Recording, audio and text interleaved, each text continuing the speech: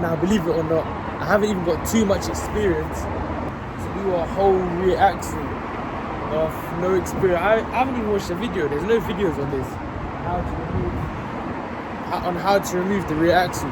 So I'm going all off what I can see, and what I can see is that there's a couple screws here and there, and I got the tools for it, so why not? So now we've taken off the discs and everything. We've got to take all this interior stuff out because we've got to unbolt the shocks. These are the new ones. We don't want to damage these because they are quite expensive, I've heard.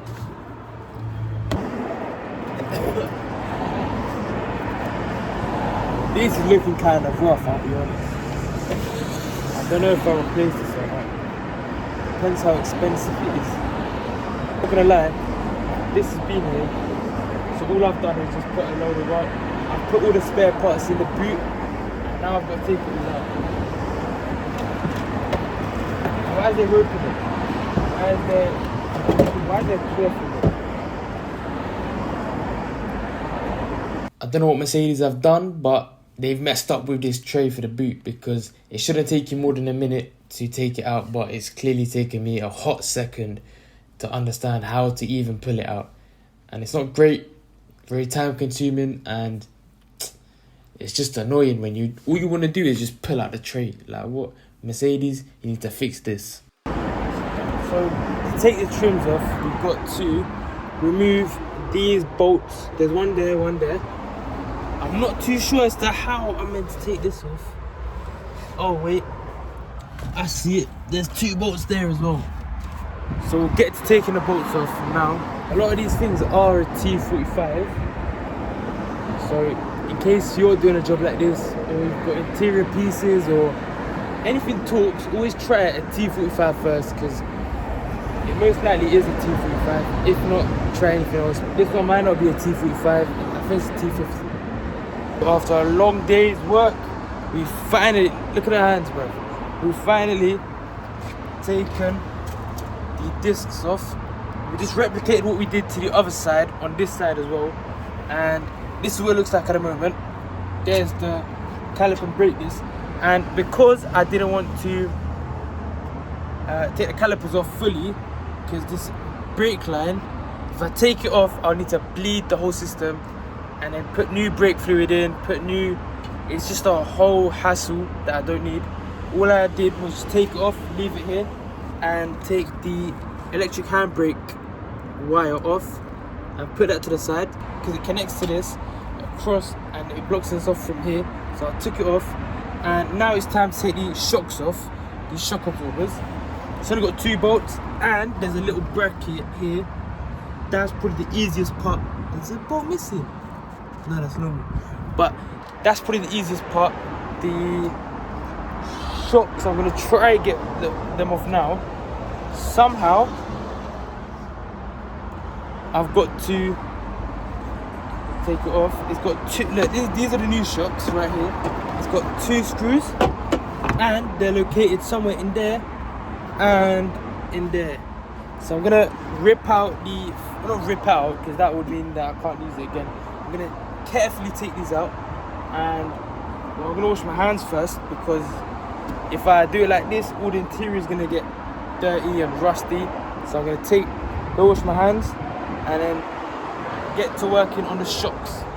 I'm noticing now that after I've taken the discs off, which is probably the hardest part, there's not much left to it.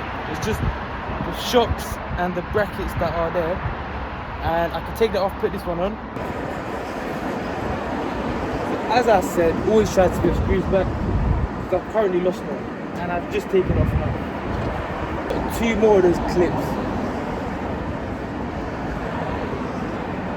I have to jump inside. This is not ideal.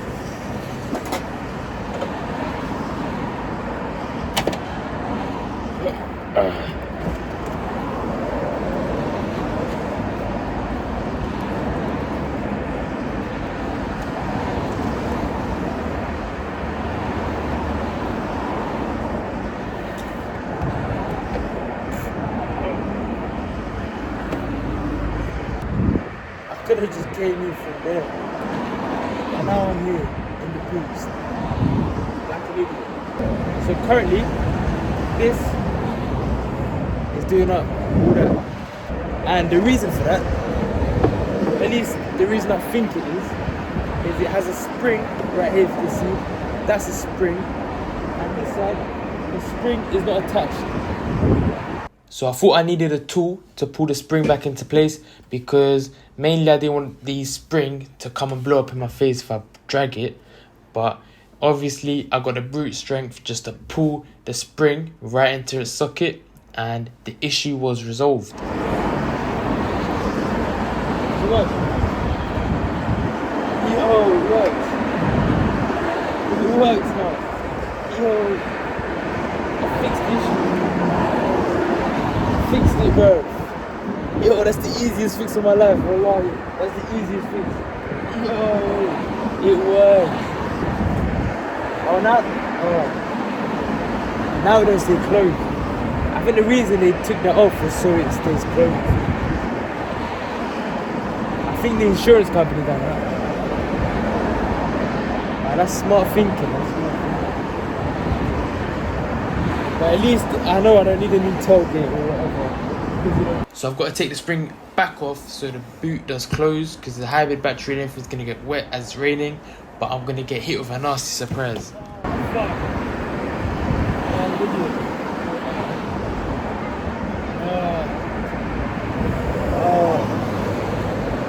Bloody hell, bro. This is what it was like. It's raining, it's gonna get rusty. So, gonna have to get back to this when the rain has stopped. So we've got to remove the rear shock absorber now. Now, once I remove this, it's most definitely gonna drop, because it's the only thing that's holding it on at the moment. The bracket is right here, and it has 4 of these bolts. I think it's an E14. Let's have a look. And yeah, E14 should come off with no issues. And yeah, that's it. So all I've got to do is press this button and it's off.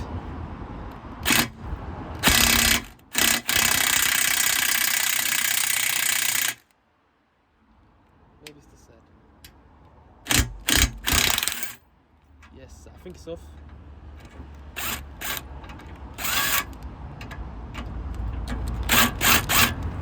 So it's spinning because this one has fallen off. So let's put it back on. Yeah. And it should.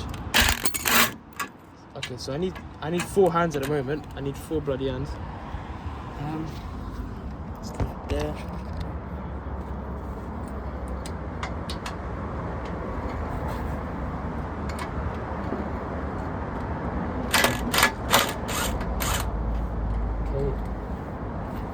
So that's the knot off that one. And that is another shock that is successfully removed. Let me put a knot back on.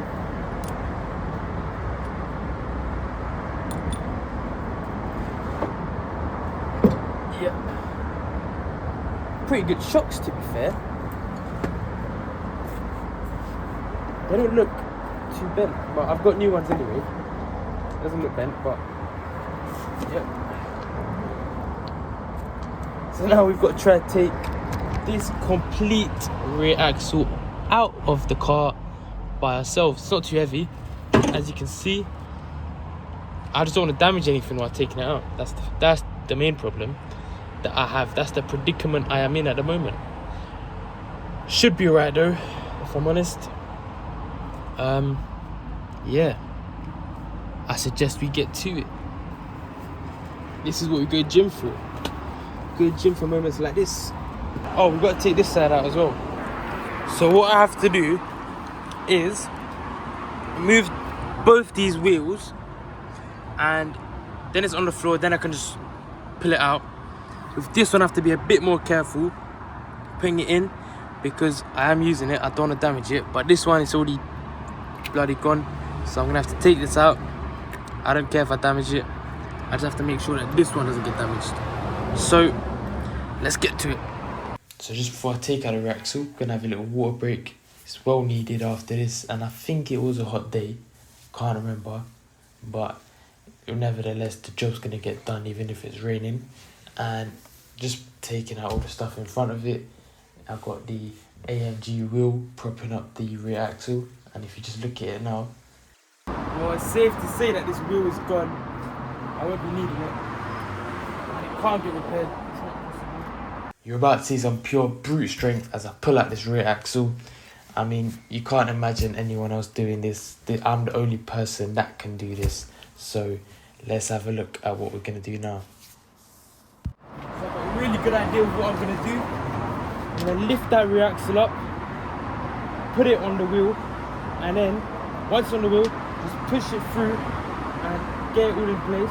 But I think what I need to do is put the shock absorbers on first. So although I'm on my own and it does seem like it's quite a big job, but I got a man of 2 people. You got to take that into consideration, and I will be able to install everything on my own. It's not hard, it's very easy if you put your mind to it. But I've said it now, again, I've said it's easy, and something's probably gonna go wrong. I should not have said it's easy. So we've done all that. Now we've got to screw it in from here. Should be. Got that. I think we need to push it up a bit more. Just a tiny bit more. So I think it's in now. And yeah, it is, yeah. And that's looking quite excellent, if I'm honest. We're gonna have to do righty tighty, lefty loosey. So you see where it says on the shock outside, it says outside right there. I don't know if you can see that. Yeah, it says outside. Can you see that? Let me put it under some shape. So as you can see, it says outside right there, and that is meant to point outside. To my luck, I didn't do this the first time, so I had to take it off again, and we're putting it back in now. So it should be not too hard.